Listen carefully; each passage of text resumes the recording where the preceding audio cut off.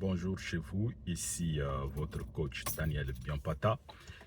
Donc voilà, je viens faire cette petite capsule parce que voilà, on est au mois de mars qui va juste consister sur le prochain match de notre équipe nationale, les Léopards du Congo.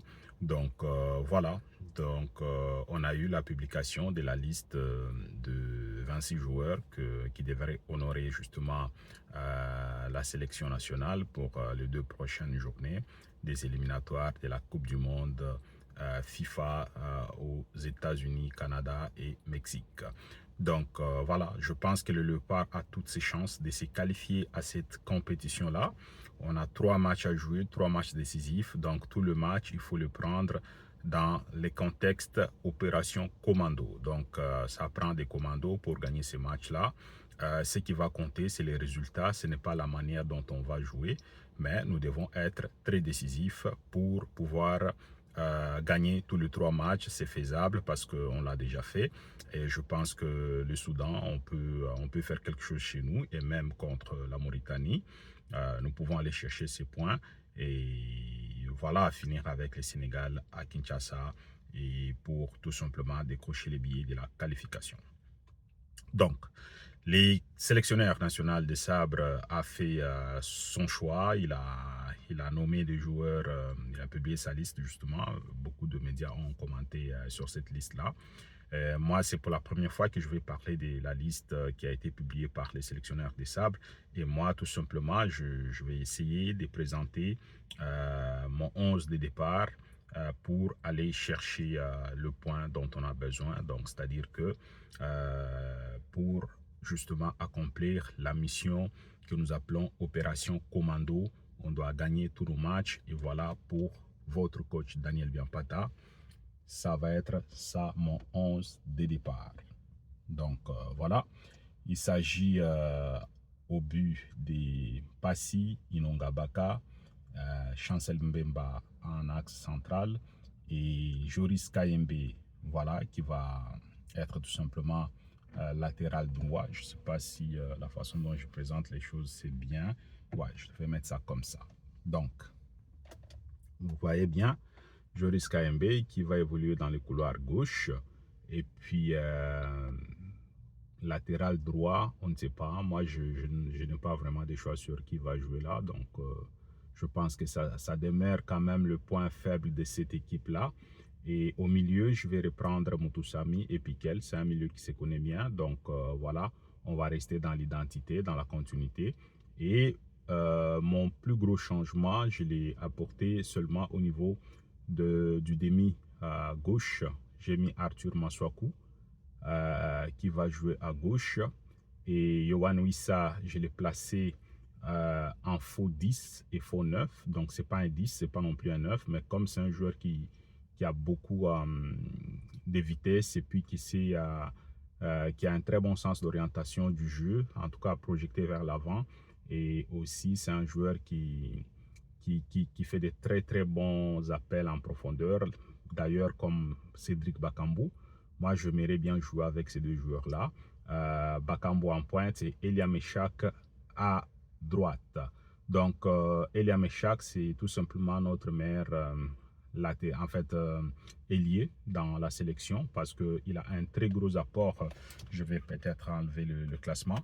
Et chaque Elia, c'est un joueur qui a un très très gros apport défensif et aussi il se projette vite dans la profondeur. Donc c'est notre meilleur joueur sur le côté par sa capacité de défense, sa capacité de se projeter vers l'avant, d'aller créer des situations dangereuses dans les camps adverses et voire même c'est un joueur qui est décisif, il est très précis, il fait des très très très bonnes passes et longues et courtes. Donc ça fait que depuis qu'on joue nos éliminatoires, il est carrément dans tous les buts que le Congo a marqués. Il a toujours, dans la majorité des buts, je dirais, c'est lui qui a les plus gros ratios de passes décisives ou des buts marqués dans notre ligne d'attaque en ce moment. Donc, pour ces éliminatoires-là, voilà pourquoi je mettrai Elia Meshak sur le côté.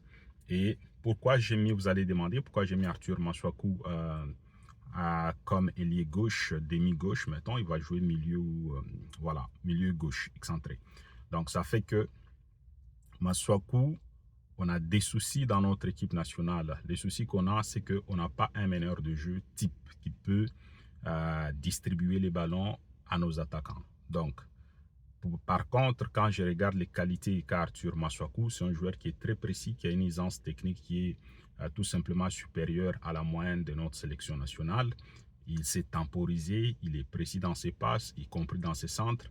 Donc, c'est un joueur qui peut aussi marquer. Moi, je pense que notre jeu ne devrait plus être basé sur un 10 comme les gens ont toujours souhaité à l'image des Zola Matumonarum ou des Trésors Mputu. Donc, ça ne devrait plus être ça le cas. On devrait songer, je pense bien, l'entraîneur Sébastien Desabre pourrait songer à responsabiliser un joueur excentré qui va jouer carrément dans les couloirs. Et celui-là, il peut prendre la responsabilité justement de faire jouer l'équipe. Donc, c'est-à-dire que Moutoussamy qui va jouer du même côté que Masuaku, à chaque fois qu'il aura récupéré les ballons, il faudrait qu'il regarde Masuaku et Joris KMB. Et même KMB et Moutoussamy, d'après mon classement, c'est des joueurs qui devaient beaucoup solliciter Masuaku. Masuaku doit être notre meneur de jeu. Donc, meneur de jeu dans le sens que c'est celui-là qui doit amener le ballon à nos attaquants, Yohan Wissa et Cédric Bakambu, parce qu'il en a la capacité.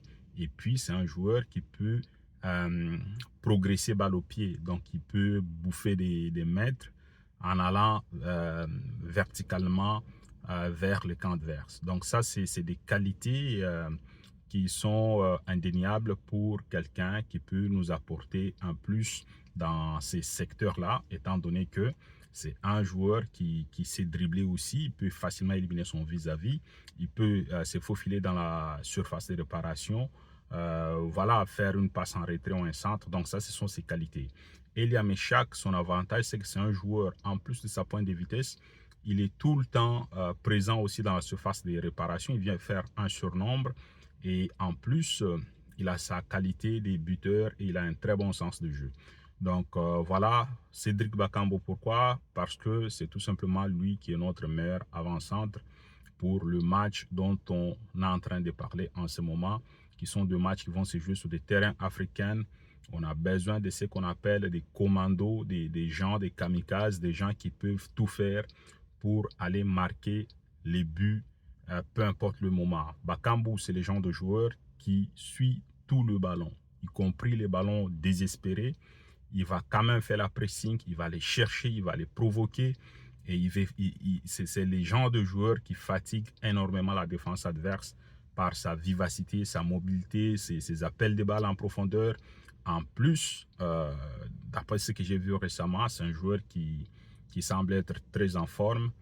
J'ai vu ses capacités athlétiques. Il a repris vraiment au niveau de sa pointe de vitesse. Et voilà, on a besoin d'un joueur comme ça qui va embêter sérieusement la défense. Et quand on a deux joueurs comme Bakambu et Yohan Wissa qui doivent se projeter en profondeur, aller chercher, aller provoquer, je pense que ça peut donner du fil à retordre à n'importe quelle défense sur le continent.